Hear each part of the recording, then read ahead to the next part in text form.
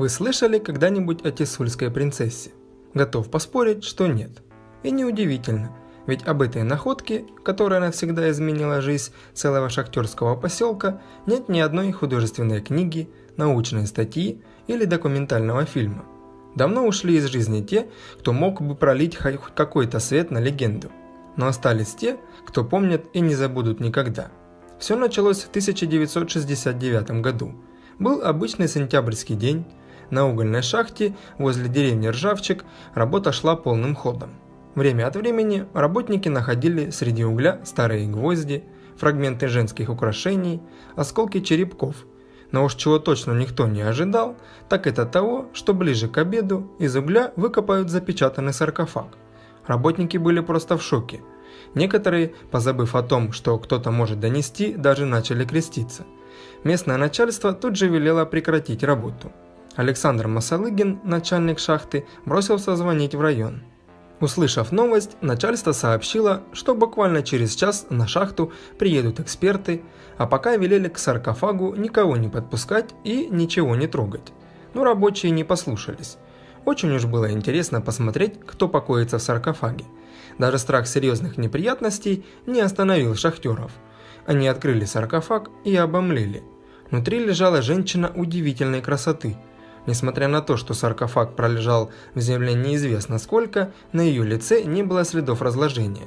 Огромные голубые глаза, не мигая, смотрели в небо. На пухлых губах будто бы застыла полуулыбка. Одета незнакомка была в красивое белое платье.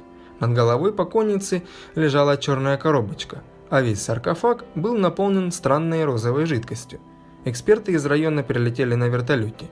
Прежде чем поднять в него саркофаг, работники решили слить розовую жидкость. Но в тот же миг лицо девушки начало покрываться трупными пятнами. Жидкость вернули, и красота покойницы восстановилась. На щеке даже вернулся легкий румянец. Когда саркофаг увезли, всех работников шахты срочно транспортировали в больницу.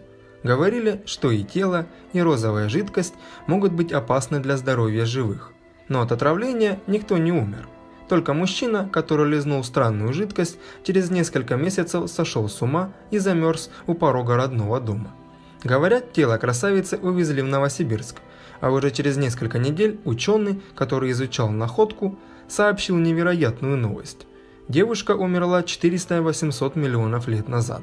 Состав жидкости, которой залили тело, определить невозможно. Также невозможно понять, из какой ткани сшили платье. Сейчас такой попросту не существует. Эта находка должна была изменить историю человечества. Но вскоре все утихло. Местные очень ждали статью о таинственной леди из саркофага. Но в газете вышла только заметка о том, что возле деревни Ржавчик найдены артефакты из прошлого.